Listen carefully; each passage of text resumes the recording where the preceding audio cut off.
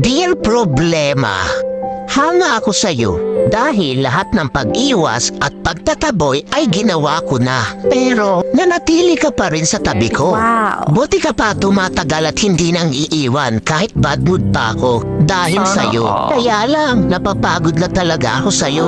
Pwede bang tantanan mo na ako? I-give up mo na ako, please. Mag-break na tayo, problema. Hindi na kita kayang tagalan. Kaya, iba na lang mahalin mo. Mababaliw na ako kaiisip sa'yo. Pwede, ikaw na lang mag-isip sa akin. Ikaw naman mamroblema sa akin. At nakakapagtaka ka rin problema, no? Dahil wala namang nangyayari sa atin. Bakit nagkaanak ka? Dumami ka pa talaga. Well, hindi akin yan. Nagawa mo rin pala talaga akong lokohin, ha?